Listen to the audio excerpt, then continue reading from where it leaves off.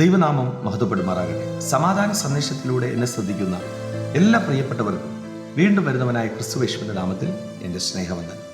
1 പത്രോസിന്റെ ലേഖനം 5-ാം അധ്യായം അതിൻ്റെ 6 മുതലുള്ള ഭാഗങ്ങളിൽ, അതുകൊണ്ട് അവൻ തക്ക സമയത്ത് നിങ്ങളെ ഉയർത്തുവാൻ ദൈവത്തിൻ്റെ ബലമുള്ള കൈക്കീഴെ താണിരിപ്പിൻ. അവൻ നിങ്ങൾക്കായി കരുതുന്നതാകയാൽ നിങ്ങളുടെ സകല ചിന്താകുലവും അവൻ്റെ മേൽ ഇട്ടുകൊള്ളുവിൻ.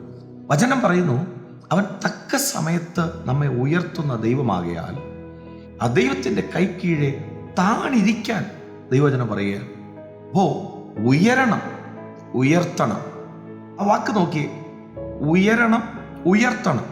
നമ്മൾ ഉയരാൻ ശ്രമിക്കുന്നതല്ല, ദൈവം നമ്മെ ഉയർത്തുന്നതാണ്. അതിന് ദൈവം ഒരു സമയം നമുക്ക് അനുവദിച്ചിട്ടുണ്ട്. അടുത്ത ഭാഗം പറയുന്നത്, നിങ്ങളുടെ ചിന്താകുലം, സകല ചിന്താകുലങ്ങളും. കാരണം എന്തുവാ? നമ്മൾ ഉയരാൻ വേണ്ടിയിട്ട് എടുക്കുന്ന ചിന്തകളുണ്ട്.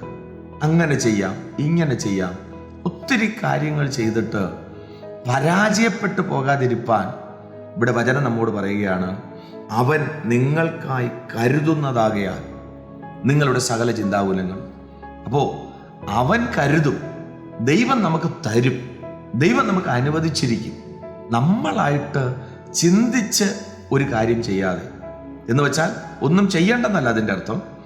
നമുക്ക് ഉയരാനായിട്ട്, അല്ലെങ്കിൽ നമുക്ക് അടുത്തൊരു സ്റ്റേജിലോട്ട് പോകാനായിട്ട് ദൈവമില്ലാതെ, ദൈവശബ്ദം കേൾക്കാതെ, ദൈവത്തോട് ചോദിക്കാതെ, നമ്മുടെ ചിന്താകുലങ്ങൾ അനുസരിച്ച് നമ്മളൊരു ചുവട് വെച്ച് പരാജയപ്പെട്ടു പോകാതിരിപ്പാൻ വചനം പറയുകയാണ്, നിങ്ങൾക്ക് വേണ്ടി കരുതുന്നൊരു ദൈവമുണ്ട്. നിങ്ങളുടെ ഹൃദയത്തിൽ വരുന്ന ചിന്തകളൊക്കെ ദൈവത്തിൻ്റെ സന്നിധിയിലോട്ടൊന്ന് കൊടുത്തിട്ട് താണിരിക്കാൻ റെഡിയാണെങ്കിൽ ദൈവം നിങ്ങളെ ഉയർത്തും. പ്രിയരെ, ഒന്നുകൂടെ അടുത്ത ഭാഗം നമ്മെ ഉറപ്പിക്കുന്നുണ്ട്.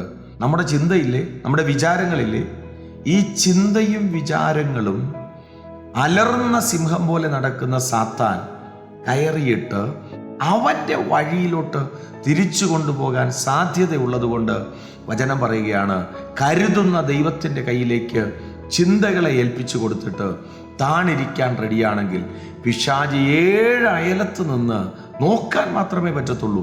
നമ്മുടെ ചിന്തകൾ മുഴുവൻ ദൈവത്തിൻ്റെ കയ്യിലാകൊണ്ട്, ഉയർത്തുന്നത് ദൈവമാകൊണ്ട്, ആ കൈക്കീഴെ താണിരുന്ന് ദൈവഹിതപ്രകാരം ഉയരാൻ, ദൈവഹിതപ്രകാരം വളരാൻ ദൈവം കൃപ ചെയ്യട്ടെ. വിശ്വസിക്കുക, പ്രാർത്ഥിക്കുക. ദൈവം വിശ്വസ്തൻ. God bless U.